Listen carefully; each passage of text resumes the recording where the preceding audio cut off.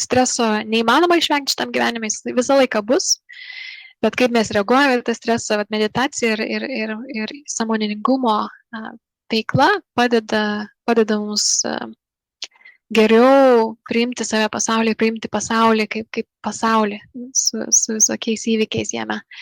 Ir yra įrodytas labai stipri asociacija dėl streso ir ligos paūmėjimo išsėtinės sklerozės.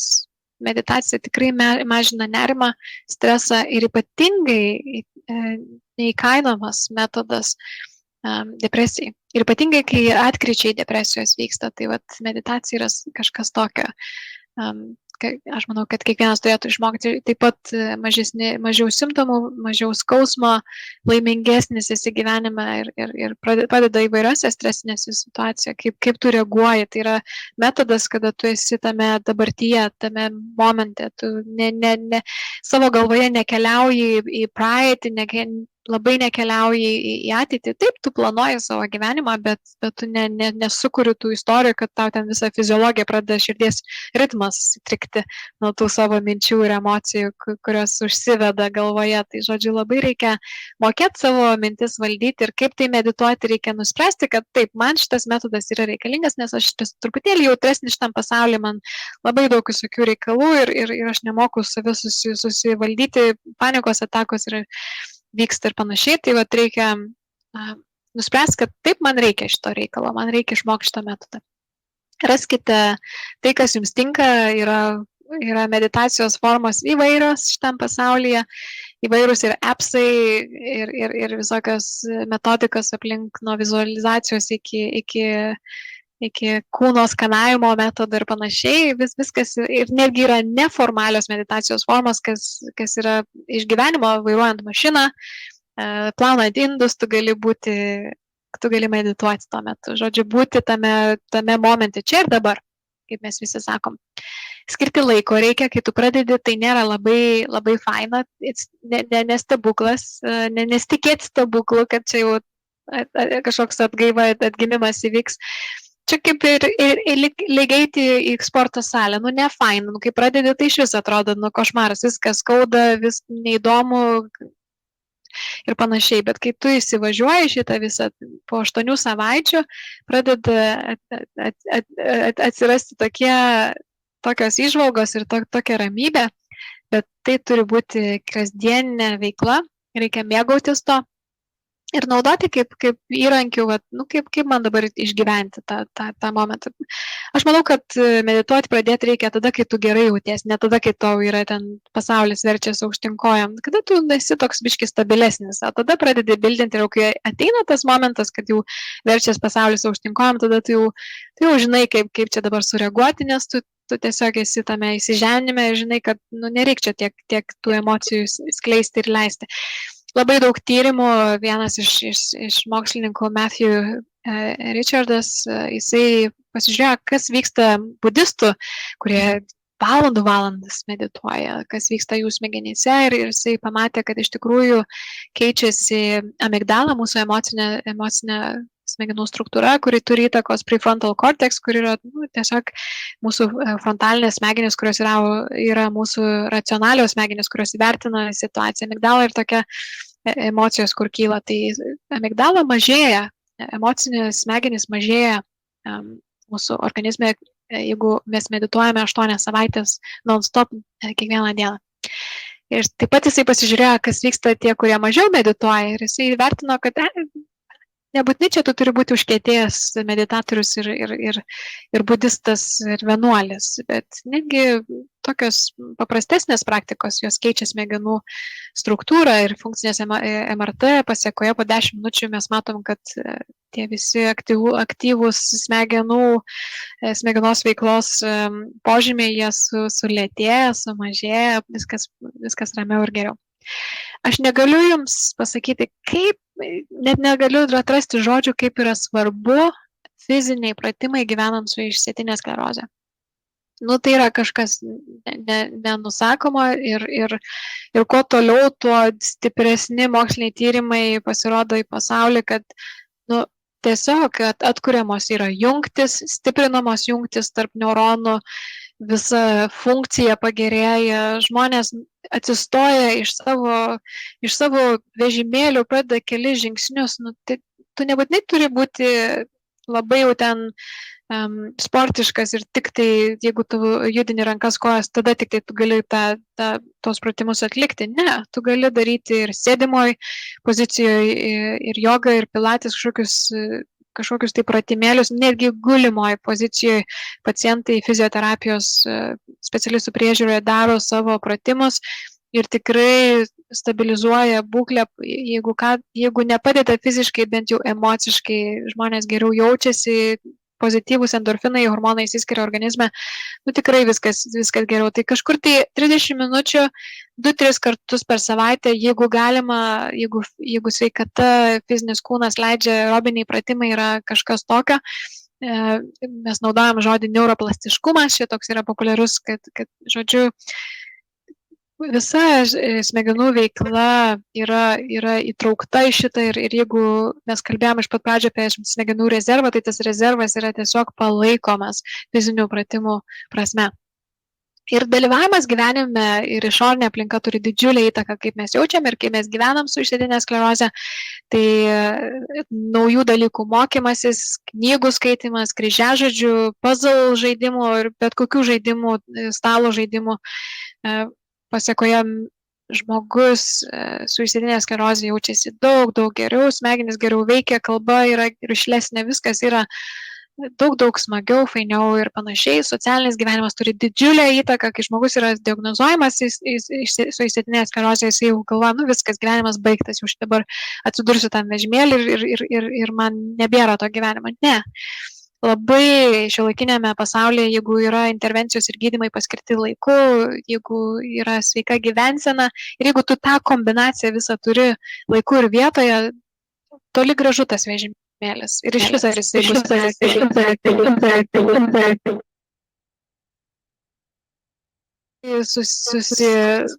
susigrūzina, jeigu taip lietuviškai pasakius, paprastai, liaudiškai.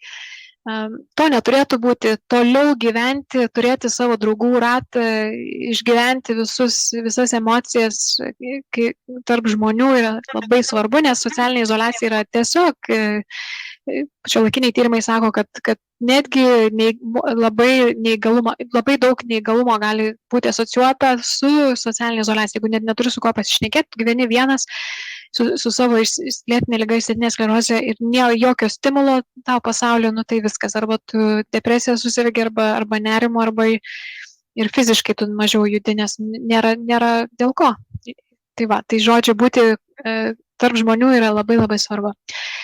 Neužmirškit apsilankyti reguliariai pas savo išsėtinės sklerozės specialistus ir šeimos gydytojus, kad ir kaip jums atrodytų, kad tie daktarai tokie, anokie ar labai faini ir viskas ok. Dėl bendros gerovės ir sveikatos pasitikrinti reikia, kad nepražiūrėt kažkokių tai dalykų, kad ir paūmėjimai turi būti skaičiuojami į metus, kiek jų vyksta, kad jeigu netgi ir vaistus vartojat specifinius modifikuojančius, vis tiek yra svarbu, ar yra adekvatus optimalus atsakas tiems vaistams. Tai turite susitikti su savo išsėtinės sklerozės specialistais, šeimos gydytojais dėl hipertenzijos, diabeto pasinagrinėti, pasižiūrėti, ar neišsivystė kokios gretutinės ligos, o jeigu jos išsivystė, yra daug pagalbos šitam pasaulyje ir kontroliuoti ir reguliuoti tą procesą yra labai svarbu.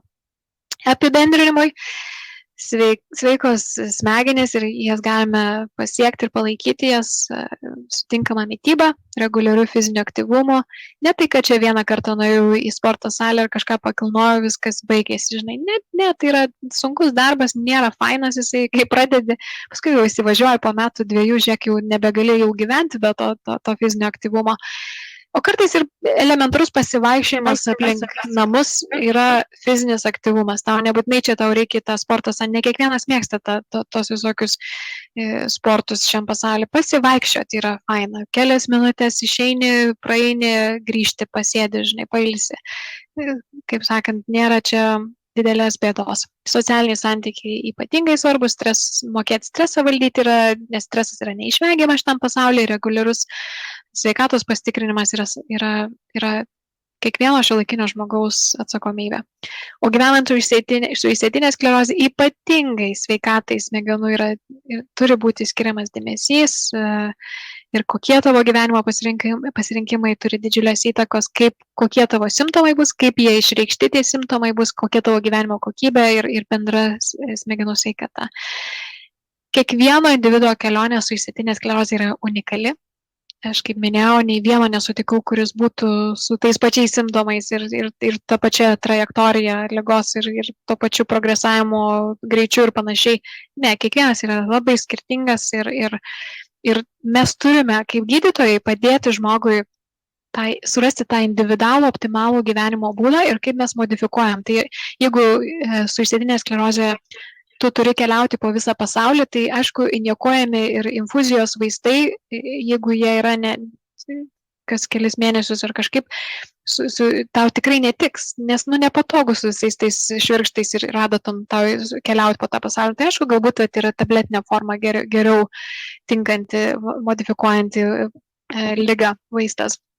Tai tokie individualūs, personalizuoti sprendimai iš mūsų kaip gydytojų turi būti ir iš jūsų kaip pacientų pasipasakojant, koks jūsų tas gyvenimas, kas vyksta jame.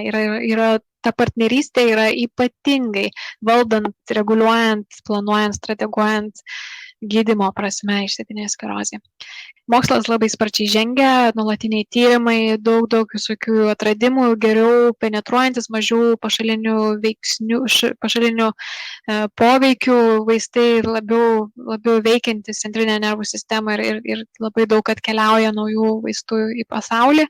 Už metų 2 turėsim kelis labai fainus vaistus, BTK inhibitor vadinasi, pavadinimų vaistų dar kol kas nežinom tiksliai, bet žinom, kaip jie veikia labai fainai ir labai efektyviai smegenų struktūras, nes labai mažytės molekulės, kurios tiesiog įeina į smegenis ir jos valdo. Labai daug yra apie šiuolaikinėme pasaulyje, apie smoldering, mes atrodo, kad žmogus nei paūmėjimų turi, nei ten kažkokių naujų židinių susidaro, bet yra tiesiog progresija ligos ir iš kur tai.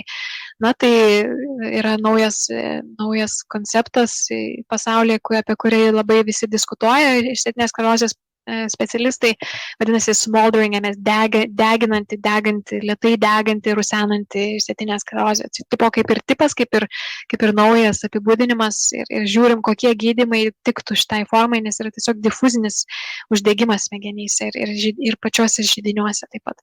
Savarankiškumas, saviugda, niekas už jūs nieko geriau neišmoks, nepadarys, jeigu ne pats tu. Nei aš už jūs į sporto salę nueisiu, nei aš pavaikščiosiu už jūs, nei aš maisto nupirksiu kaip gydytojas.